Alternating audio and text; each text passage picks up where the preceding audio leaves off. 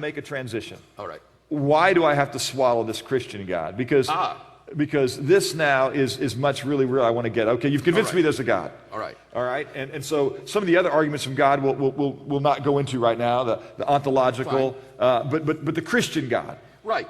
What I've said so far is consistent with a sort of generic monotheism that Jews and Christians and Muslims would all be happy to affirm, that there is a creator and designer of the cosmos who is the source and locus of absolute moral value.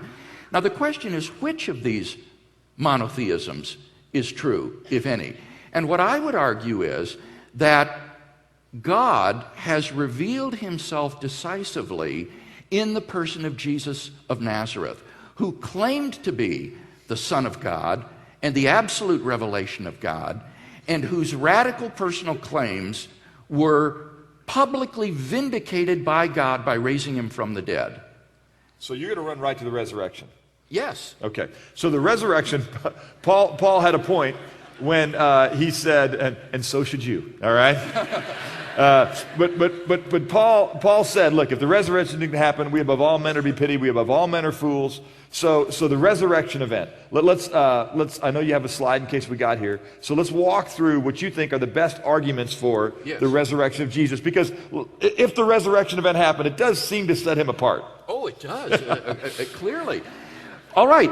As a result of my doctoral work on the historicity of the resurrection in Munich, I discovered that there are 4 facts which are acknowledged by the wide majority of New Testament historians today. And I want to emphasize this. It's not just evangelical or conservative scholars that recognize these facts. This is the broad mainstream view of New Testament criticism today. And these facts are, number 1, that Jesus was buried in a tomb by Joseph of Arimathea, that this tomb was then discovered empty by a group of his women followers on the Sunday morning following the crucifixion, that thereafter various individuals and groups of people experienced appearances of Jesus alive from the dead, and fourthly, that the origin of the Christian faith owes its existence to the belief of these early disciples that God had raised Jesus from the dead, a belief that they came to share sincerely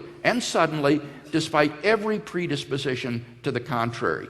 And so the fact is, how do you best explain these facts? And I would... All right, let me just interject here, because my question is this. So you're saying the historicity of that event is not a live discussion? Well, it's a live discussion. I don't want to say this is unanimous, but what I said is that it is the majority view by far. And what would you say about this event in antiquity and how it compares to other things that nobody has any issue with, whether or not they believe with Luther in the 1600s, or taking it back further to the Caesars in BC Rome, that they existed, and the Acts of Mark Antony and all that? Well, it's difficult to compare totally different events in terms of their evidential attestation.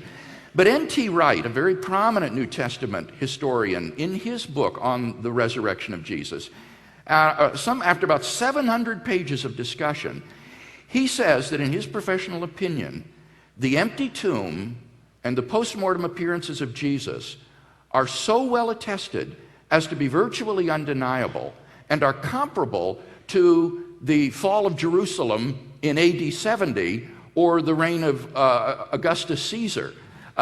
This is just astonishing that the evidence for the resurrection would be comparable to indisputable events like these. So somebody that says that the only reliable testament to that is the New Testament, that would not be an informed position?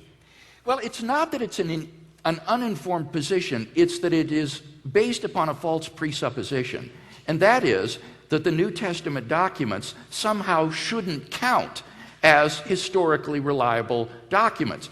And that's simply a false presupposition. When New Testament scholars look at the New Testament, they aren't treating it as a wholly inspired book.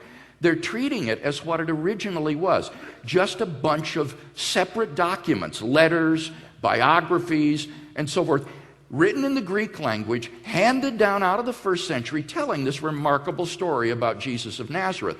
And we have far more historical information about Jesus of Nazareth than we do for most major figures of antiquity. Yep, that is key, because I think that's where folks go. They go, well, you can't believe those guys because they're part of the conspiracy. Right. Okay. That's uninformed. It is uninformed. Yeah. And give me your best 15 seconds on why that's uninformed. Well, this used to be held back in the late 18th century among certain English deists and German rationalists. And basically, it was exploded and rejected universally by scholars since then for a couple of reasons. One is that it is anachronistic.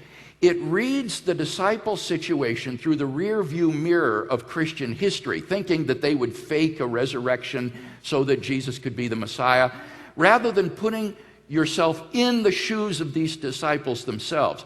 When you do that and look at what they faced from a perspective of a first century Jew, the crucifixion was a disaster for these men, because Messiah was supposed to throw off the enemies of Israel and establish David's throne in Jerusalem, not be humiliatingly executed by his enemies. Moreover, there was no connection between being the Messiah and being raised from the dead. The resurrection was a Jewish hope that would take place at the end of the world, not of an isolated individual in history. So the idea of a conspiracy is simply a failure to understand the mentality of a first century Palestinian Jew. That would be one problem.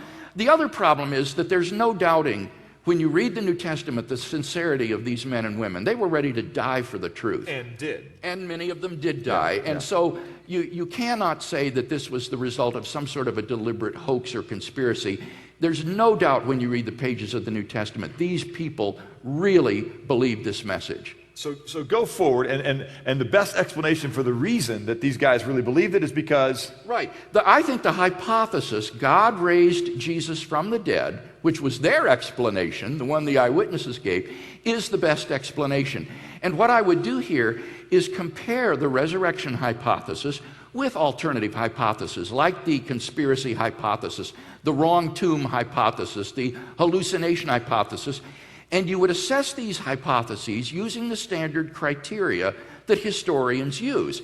And I think what you'll find is that the resurrection hypothesis has greater explanatory power, wider explanatory scope, greater plausibility, it's less ad hoc or contrived, and so on and so forth, and so emerges as the best explanation. Okay, wonderful. Anything else in the resurrection that you throw out? Just as I point out in premise 3, the hypothesis that God raised Jesus from the dead entails that the God revealed by Jesus of Nazareth exists, from which it follows that therefore the God revealed by Jesus of Nazareth exists. That is to say, the true God is the God revealed and proclaimed by Jesus of Nazareth. Which then